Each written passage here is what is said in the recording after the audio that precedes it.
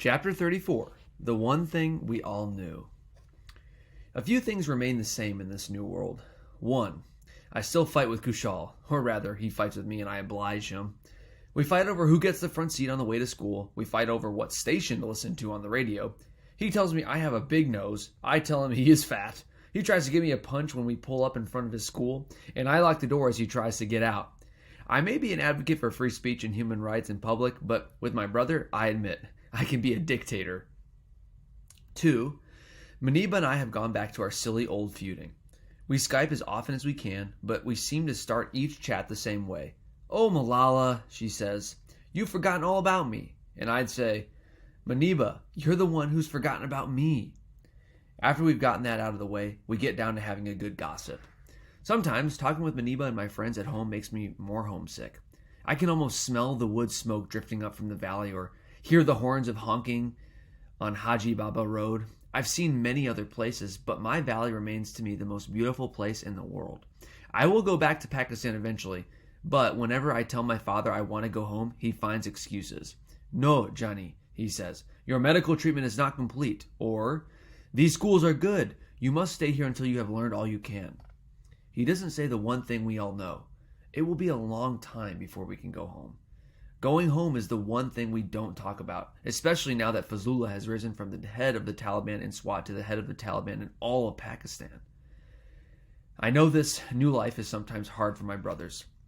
They must feel as if a giant wind suddenly picked them up in Pakistan, blew them across the globe, and set them down here in this foreign place. As for Atal, he doesn't understand all the media fuss around me. "I don't understand why Malala is famous," he said to my father. "What has this girl done?" To the world, I may be Malala, the girl who fought for human rights. To my brothers, I'm the old Malala they've been living with and fighting with all these years. I'm just the big sister. My mother, though, sometimes treats me as if I'm the baby, not the oldest. She can be very protective, and sometimes, out of nowhere, she will come over and hug me and cry. I know she is thinking about how she almost lost me. Often I catch sight of her wandering in the garden out back, or head covered by her head covered by her shawl. She feeds the birds from leftovers she keeps on the windowsill, just as she used to do back home. I'm sure she is thinking of all the hungry children who used to eat breakfast at our house before school in the morning, and wondering if anyone is feeding them now. Sometimes my father cries too. He cries when he recalls those first days after the attack, when I was somewhere between life and death. He cries at the memory of the attack itself. He cries with relief when he wakes up from an afternoon nap to hear his children's voices in the yard and realizes that I am alive. I don't get angry very often, but I do get angry when people say he is responsible for what happened to me, as if he forced me to speak out, as if I didn't have a mind of my own. If only they could see him now. Everything he worked for over almost 20 years has been left behind. The school he started from nothing, the school that now has 3 buildings and 1,100 students. He used to love nothing more than to stand at the gate and greet the children in the morning. The Kushal school carries on, and each day students pass through that gate, but he is not there to see it. Instead, he goes to conferences on girls' education, and he speaks out for peace as he used to do in Swat. I know it's odd for him now that people want to hear from him because of me and not the other way around. "Malala used to be known as my daughter," he says, "but I am proud to say that now I am known as Malala's father."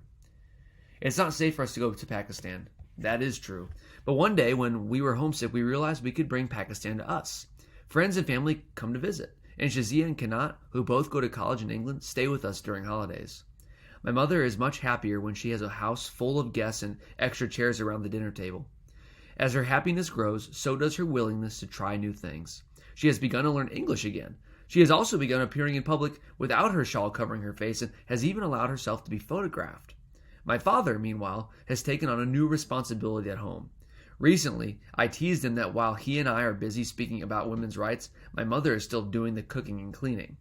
Now he cooks every morning. It's the same thing every time: fried eggs. His cooking is full of love, but not so full of flavor. He has done some brave things in the past, starting a school without a coin in his pocket, standing up for women's rights and girls' education, and standing up to the Taliban. But now my brave, proud, passionate father has taken on the pots and the pans.